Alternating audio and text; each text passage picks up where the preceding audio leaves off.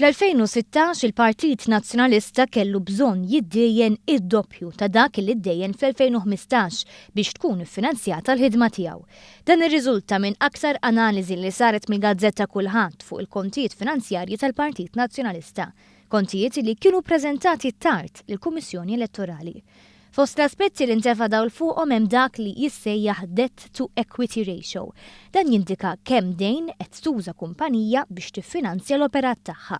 B'mod tekniku, id-debt to equity ratio jissejjaħ gearing. Meta kumpanija jkollha gearing għoli ifisser illi tkun waslet f'sitwazzjoni fejn għandha bżonn ħafna dejn biex tkompli topera.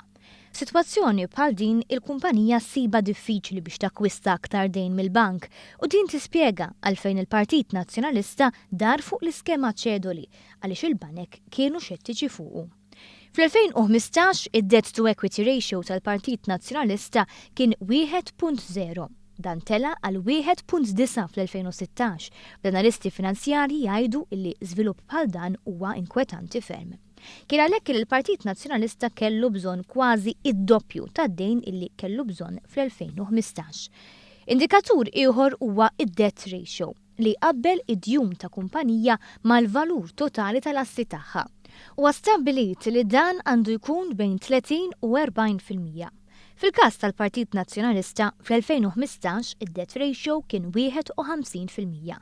F'sena waħda biss tela għal 65%, ġifieri kważi id-doppju tal-istandards internazzjonali. Il-kontijiet ippreżentati quddiem il-Kummissjoni Elettorali juru li l-Partit Nazzjonalista kellu jagħti 10,600,000 euro filwaqt li kellu assi ta' 16,300,000 euro.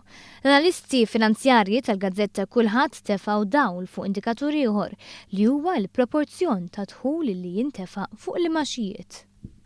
Il-kontijiet awditjati juru li din l-ispiża kienet tlaħħaq is-26% ta' dħul tal-Partit Nazzjonalista. Dan meta fl-2015 din l-ispiża kienet ta' 15%. Bekk l-ispiża fuq il-maxijiet saret l-akbar spiża tal-Partit Nazzjonalista saħansitra aktar mill-pagi tal-uffiċjali tal-amministrazzjoni illi s-sena li għaddiet żdiedu minkejja l-qagħda finanzjarja imwera tiegħu.